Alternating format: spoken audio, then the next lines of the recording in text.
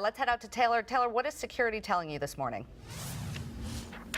Well, security at Promenade Mall told me about an hour and a half ago that they are going to be closed today. It is tax-free Sunday, so there's a lot of businesses there, a lot of stores inside there that are going to lose a lot of business today, but they're not the only ones. We moved down 41st a little bit, and I'm going to show you just how extensive the damage is down here. Well, I mentioned earlier TGI Fridays, AT&T, but if you look down a little further, there is an auto service place completely blown out, and Panera, the entire front of that building is torn off. Moving a little bit more, you can see that there is a traffic light that is completely blown down. That's where it looks like several of those emergency crews are working currently. As you can see in the road, there's just a ton of debris everywhere. If you move across the street, you can see Whataburger.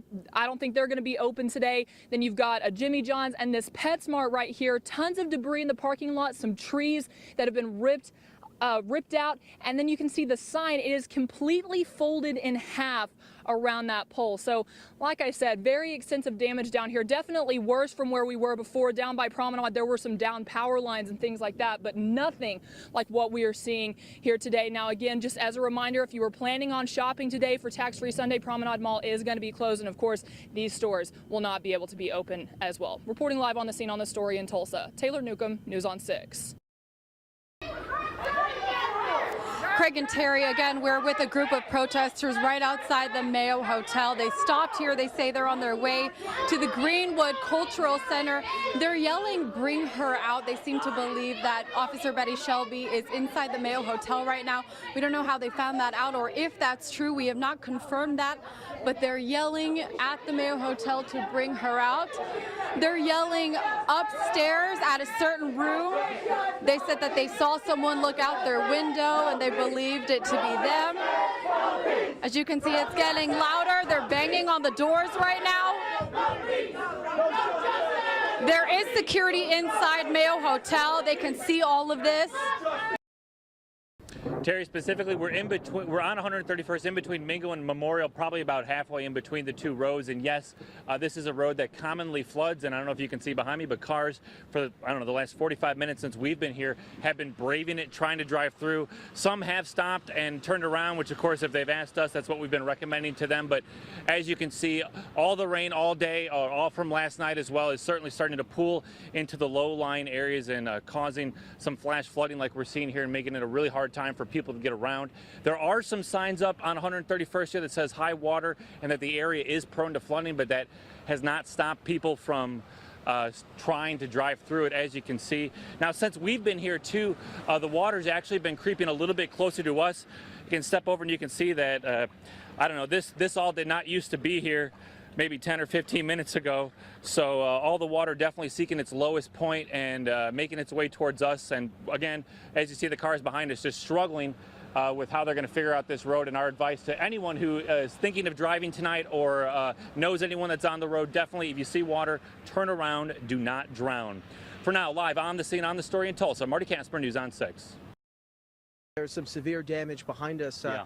Has your church been in contact with some of these families? Yeah, and that's what I was just now doing is trying to connect with them and just making sure that that if they want volunteers now, so that we can get out here and help. But of course, they want to go through the process, take pictures and video for insurance purposes, and make sure that they get that stuff, those processes done first, and then we'll bring a team out and start cleaning up. So yeah, just trying to love on the 918 and the Owasso community. So.